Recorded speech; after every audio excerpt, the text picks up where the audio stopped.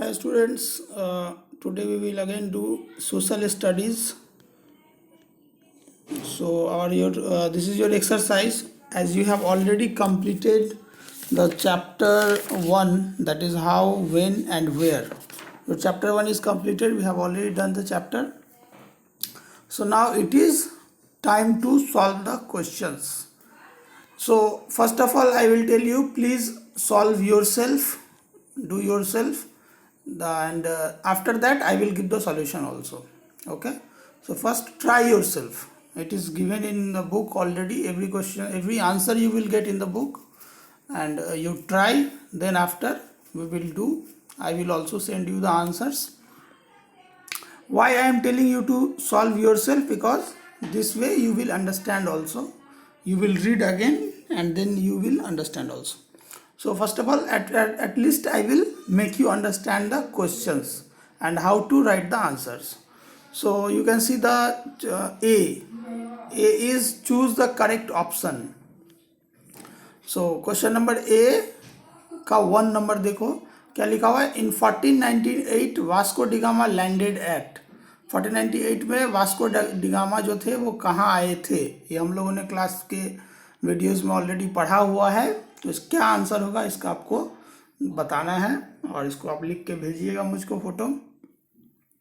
उसके बाद क्या है number 2, British rule in India is called. British rule जो इंडिया में था उसको क्या कहा जाता है, और गवर्नमेंट रूल कहा जाता है कि ऑनररी कहा जाता है. गवर्नमेंट मतलब सरकार, ऑनररी मतलब ये होता है कि मान लीजिए बस कुछ ज़्यादा नहीं, सम्माननीय बोला जाता है.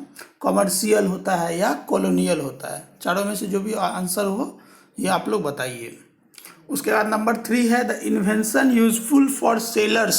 सेलर्स मतलब क्या हुआ, जो समुद्र के रास्ते से इन द वे ऑफ सी, जो डिफरेंट कह सकते हैं कॉन्टिनेंट्स में जाते थे, खोजते थे सेलर्स, नए नए महाद्वीपों को, नए नए कॉन्टिनेंट्स को. तो उसको आपको ये करना है.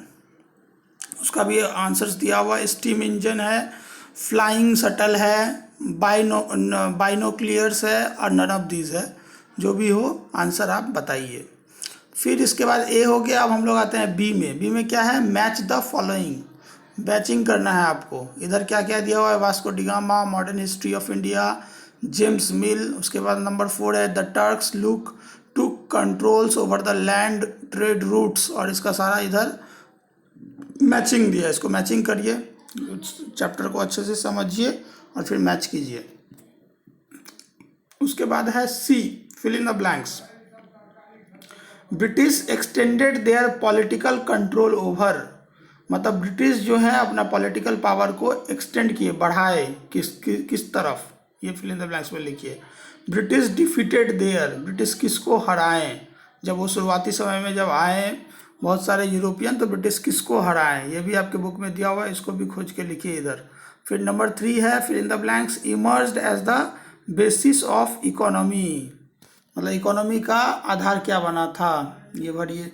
नंबर 4 है the fill in the blanks of information about the period can be divided into 2 categories. किसको हम लोग 2 भागों में बांटे हैं, किस इंफॉर्मेशन को, उसको भी आप लोग फिल इन द ब्लैंक्स कीजिए. उसके बाद डी में करना है state true for correct and false for the incorrect. जो ट्रू हो उसको ट्रू लिखिएगा, जो इनकरेक्ट होगा उसके लिए एफ फॉल्स लिखा जाएगा. What is the first question? Industrial revolution had no emergence of capitalism in Europe. क्या ये ट्रू है, इसको करिए. मतलब इंडस्ट्रियल रिवोल्यूशन का जो था कोई भी इमरजेंस नहीं था कैपिटलिज्म इन यूरोप में. यानी यूरोप का जो इकोनॉमी था उसमें इंडस्ट्रियल रिवोल्यूशन का कोई भी इमरजेंस नहीं था. कि ये बात सही है, इसको भी आप लिखिए. The concept of India as one nation began to took shape under the Mughals. मतलब वन इंडिया, मतलब इंडिया में तो बहुत सारे महाजनपद भी आप लोग पढ़ें, या बहुत सारे अलग अलग भागों में, छोटे छोटे भागों में बटा हुआ था. लेकिन यूनाइटेड नेशन जो है, मतलब एक देश का nation began to take shape under the Mughals. Mughals के अंडर में ही क्या शुरू हुआ था, इसको आप कीजिए ट्रू और false. The archival records are sources of the British history in India. Archival records क्या है, सोर्स ब्रिटिश हिस्ट्री का. ट्रू है या फॉल्स है, फॉल्स है, इसको भी कीजिए. ई में लिखिएगा. शॉर्ट आंसर क्वेश्चंस है describe how the Portuguese captured land in India. आपको डिस्क्राइब करना है कि पुर्तगीज जो है लैंड को कैसे कैप्चर किए थे, इसके बारे में लिखिए।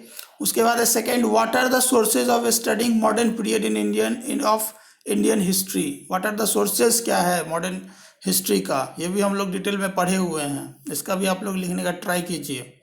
उसके बाद है नंबर 3, हाउ डू वी पीरियोडाइज। पीरियोडाइजेशन हम लोग कैसे करते हैं, हम लोग जो लिखे हैं ना, हम लोग एंशियंट, मेडिवल, मॉडर्न, इन 3 भागों में बांटे हैं, उसी को लिखना है। उसके बाद है number F, long answer question भी करना है। What major changes under occurred in India during the British rule.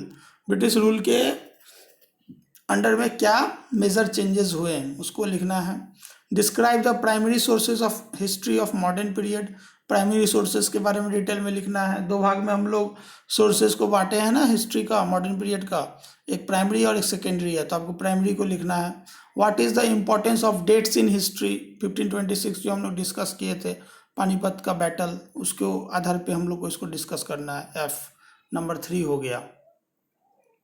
और उसके बाद एक एक्टिविटी है, mark the following places on an outline map of India. ये मैप दिया हुआ है ब्लैंक, इसमें आपको गोवा, पांडिचेरी, मैंगलोर, मैसूर, पानीपत, ये सब फिलअप कीजिए, कहाँ पर क्या अवेलेबल है, कहाँ पर कौन सा लोकेशन होगा, गोवा कहाँ होगा, पांडिचेरी कहाँ हम लोग भरेंगे, ये जो गैप्स दिया हुआ है इसके अंदर में, मैप के अंदर में, इसको आप लोग कीजिए, इसको कंप्लीट कीजिए। और ये आपके अंडरस्टैंडिंग के लिए दिया गया है, आप इसको कीजिए, फिर सही आंसर जो है ये भेजा जाएगा, फिर आप कंप्लीट कीजिएगा। ठीक है, ओके, थैंक यू।